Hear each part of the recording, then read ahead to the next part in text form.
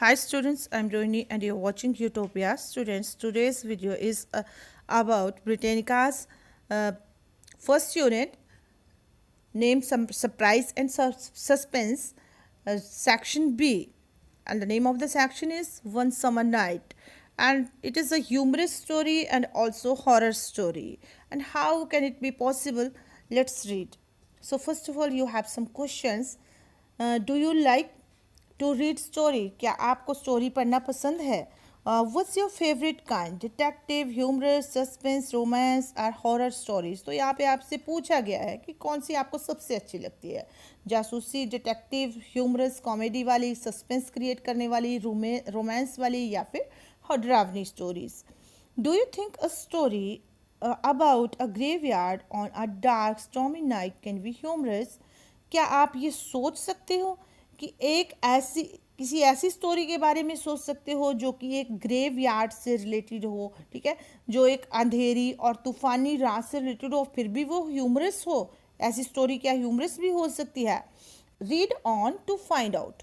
तो उसको रीड करो और फाइंड आउट करो कि क्या ये सही है या गलत है. ठीक है, now let's read the story. Henry Armstrong was buried but that did not prove he was dead. Henry Armstrong को बरी कर दिया गया था, दफना दिया कर गया था, लेकिन इससे ये कहीं भी प्रूव नहीं होता था कि उसकी डेथ हो चुकी थी, कि वो मर गया था.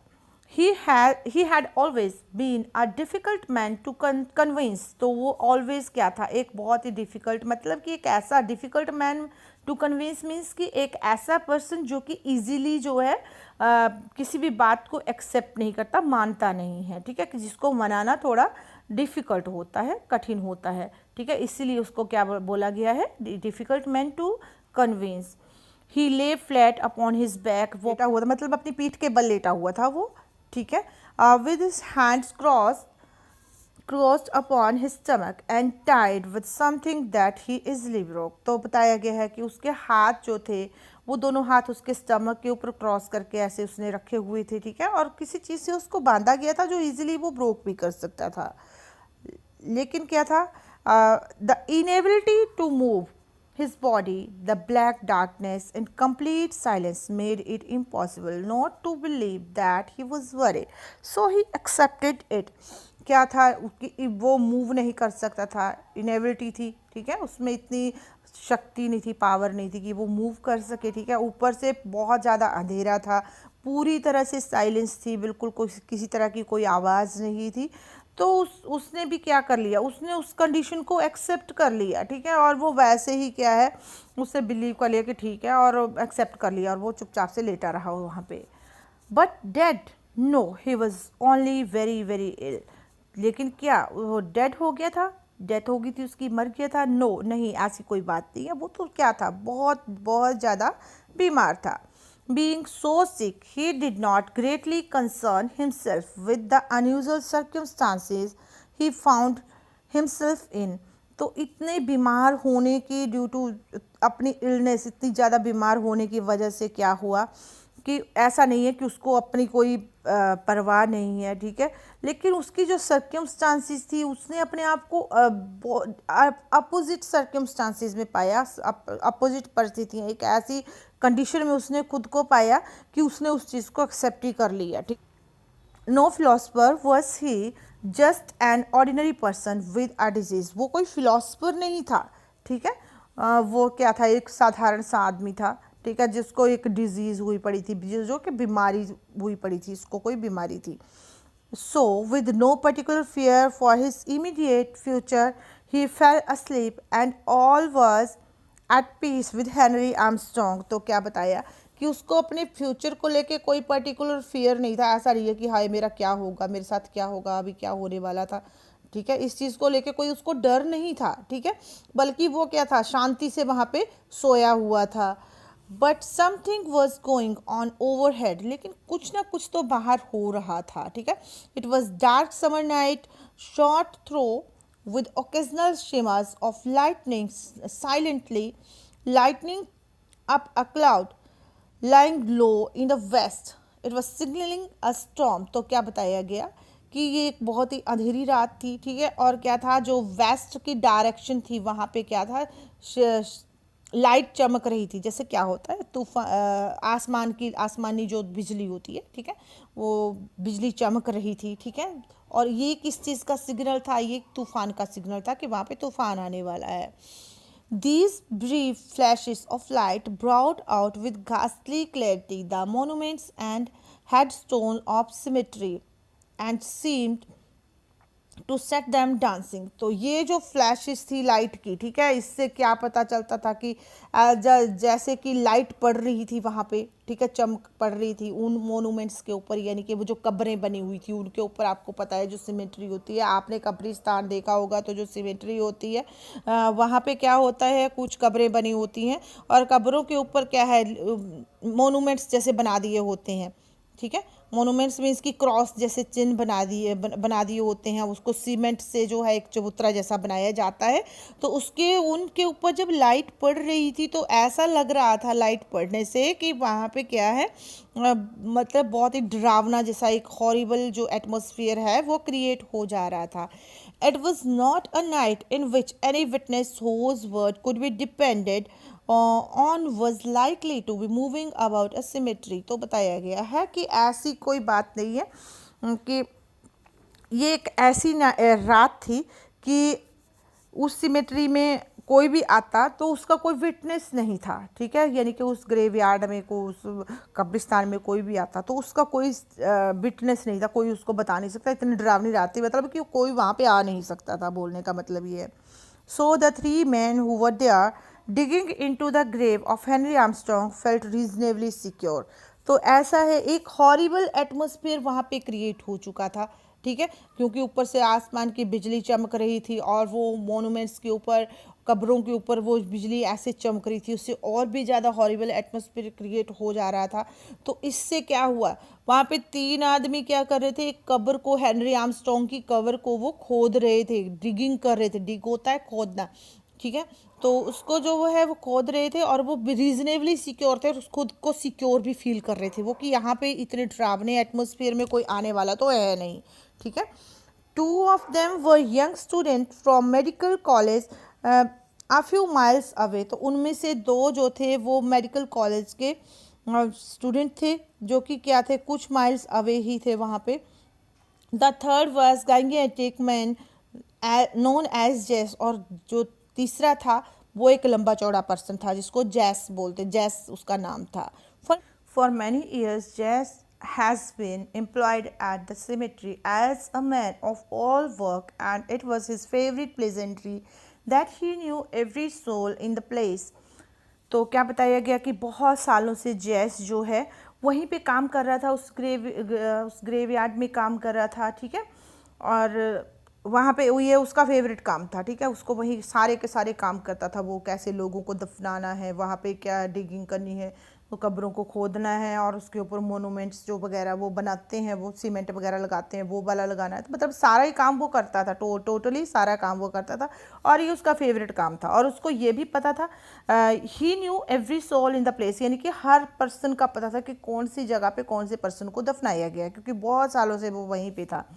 Outside the wall farthest from the public road was a horse and light wagon waiting। तो बताया गया है कि वॉल की दीवार की दूसरी साइड एक पब्लिक रोड था जी, ठीक है, तो कुछ दूरी पे क्या है, पब्लिक रोड था और क्या था, वहाँ पे एक जो है घोड़ा गाड़ी जो है वो बग्गी जो है वो वेट कर रही थी उनका।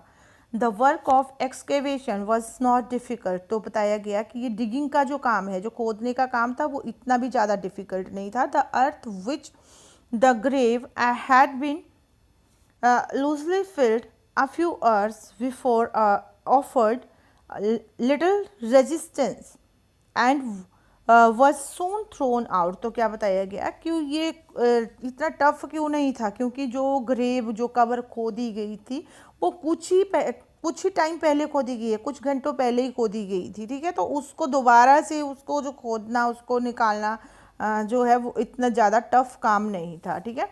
तो उन्होंने क्या किया, जल्दी ही उसको खोद दिया और उसका बीच में जो भी कुछ था उसको बाहर निकाला। Removal of the casket from its grave was less easy. लेकिन जो कास्केट था, यानी कि जो बॉक्स था, उसको रिमूव करना वो इतना ईजी नहीं था। But it was taken out लेकिन फिर भी उन्होंने उसको बाहर निकाला। For it was a perquisite of Jess, क्योंकि ये जेस का क्या था, परक्यूसाइट, इनकी स्पेशल राइट था, उसको अधिकार था, उसको पता था कि कौन सी कब्र कहाँ पे खोदी गई है, कौन सा पर्सन कहाँ पे दफनाया गया, कौन सी कब्र जो है वो फ्रेश है, जो अभी अभी खोदी गई है। तो ये मतलब कि उसको हर चीज़ की यहाँ पे बोल सकते हैं हम नॉलेज थी। He carefully unscrewed the cover and laid it aside, तो उसने क्या किया, बड़ी केयरफुली जो है जो बॉक्स था उसको अनस्क्रू किया, उसके स्क्रू वगैरह निकाले, ठीक है, और क्या किया, बॉडी को बाहर निकाला, exposing the body in black trouser and white shirt, और देखा तो बॉडी बाहर निकली तो उसने जो है ब्लैक कलर का ट्राउज़र और वाइट कलर की शर्ट डाली हुई थी।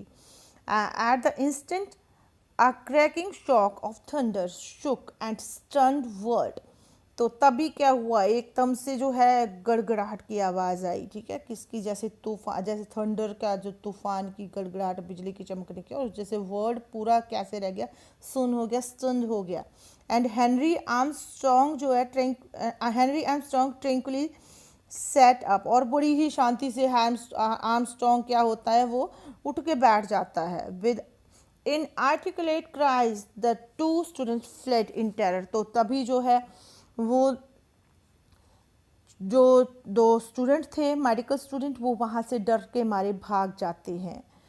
Nothing on earth could have persuaded the two to return, तो बताया गया कि कोई भी, मतलब कि उनको अब कोई भी मना नहीं सकता था, वो इतने ज़्यादा डर गए थे कि कोई भी उनको परस्यू नहीं कर सकता है। परस्यू होता है किसी को मनाना, कि तुम फिर से यहाँ पे आ जाओ, इस ग्रेवयार्ड में फिर से आ जाओ, तो इस चीज़ के लिए कोई भी उनको जो है कन्विंस नहीं कर सकता था, इतने ज़्यादा डर गए थे। बट जेस वॉज ऑफ अनदर ब्रीड, लेकिन जेस क्या था, जेस किसी और ही ब्रीड का था, ठीक है, वो क्या होता है, वो डरता नहीं है। In the grey of the morning, the two students, pallid and haggard from anxiety and with the terror of their adventures still being tumultuously in their blood, met at the medical college. तो क्या बताया कि वो दोनों morning में दोनों students जो है अभी भी बहुत ज़्यादा पैलेड होते हैं, यानी कि येलो कलर का उनका फेस होता है, हैगर्ड मीन्स कि बहुत थके होते हैं, ठीक है, बहुत टेंशन में से भरे होते हैं, और उनका जो हार्ट होता है वो बहुत ज़्यादा बीट कर रहा होता है, उनका हार्ट बीट बहुत तेज़ चल रही होती है, मतलब जो भी क्यों चल रही होती है, क्यों ऐसा सब हो रहा होता है, उस एडवेंचर की वजह से जो लास्ट नाइट उन्होंने किया था, और वो दोनों जो है अभी भी बहुत डरे हुए होते हैं, और वो मेडिकल कॉलेज में मिलते हैं। You saw it, cried one, तो एक दूसरे से बोलता है कि तुमने उसको देखा था। God yes, what are we to do, बोलता है ओ गॉड, हाँ बिल्कुल मैंने देखा था, हम क्या करते, ठीक है, मतलब कि कैसा था, मतलब उसके बारे में वो डिस्कस करना स्टार्ट कर देते हैं। Then they went around the rear of the building where they saw a horse and wagon hitched to the gate post near the door of dissecting room में। तो क्या होता है, तभी वो क्या करते हैं, चले जाते हैं, कहाँ चले जाते हैं, बिल्डिंग के rear of the building means building के पिछले भाग में चले जाते हैं। अब वहाँ पे क्या होता है, हॉर्स और वैगन जो अब वहाँ पे खड़ी होती है गेट के पास, ठीक है, और डाइसेक्टिंग रूम के पास जो है के डोर पे वो वैगन खड़ी होती है, हॉर्स वैगन। और इसका मतलब क्या है, डाइसेक्टिंग रूम क्या होता है, जहाँ पे किसी पर्सन की चीर फाड़ करने की जाती है, ठीक है, तो वहाँ पे वो घोड़ा गाड़ी वहाँ पे खड़ी थी। Mechanically they enter the room, और वो दोनों जो स्टूडेंट होते हैं वो रूम में एंटर कर जाते हैं। On a bench in the semi darkness sat Jess, he rose grinning all eyes and teeth. तो क्या बताया जाता है कि वहाँ पे बेंच पे जो है देखते हैं, ठीक है, वहाँ पे डार्कनेस थी, यानी कि थोड़ा थोड़ा अंधेरा था वहाँ पे, और वहाँ पे जो जैस था वो ग्रीनिंग कर रहा था। ग्रीनिंग मीन्स शैतानी हंसी, वो उठता है और उसकी जो जैसे वो हंस रहा था वहाँ पे, तो उसके दांत भी चमक रहे थे, उसकी आईज और टीथ चमक रहे थे, वहाँ पे दांत चमक रहे थे, ठीक है। I am waiting for my पे, ही सेड, तो बोलता है कि मैं अपनी पेमेंट के लिए वेट कर रहा हूँ, ठीक है, जो आप दोनों ने मुझे कहा था कि हम आपको इतना पैसा देंगे और आप मुझे एक बॉडी दे दो हमें ला के, ठीक है, तो मैं उसका वेट कर रहा हूँ। Stretched on a long table lay the body of Henry Armstrong, तो क्या है, उस लंबे से टेबल पे हेनरी आर्मस्ट्रॉन्ग की बॉडी जो है पड़ी हुई थी। The head defiled with blood and clay from a blow with a spade. तो क्या बताया गया है कि उसके हेड जो है खून से सना हुआ था पूरा उसका सिर, ठीक है, और उस पे वो मिट्टी भी लगी हुई थी, जो स्पेड होता है जैसे बेलचा, जैसे बेल्च जो जिससे मिट्टी खोदने वाला जो होता है, उससे ही उसने क्या किया था, हेनरी आर्मस्ट्रॉन्ग के सिर पे जोर से मार दिया था जैस ने, और हेनरी आर्मस्ट्रॉन्ग की डेथ हो गई थी, और उस बॉडी को वो वहाँ पे उठा के ले आया था जैस, ठीक है। तो ये थी सारी story, okay. I hope you understood it, and it is written by Ambrose Bierce. That's all for today. Thank you and have a nice day.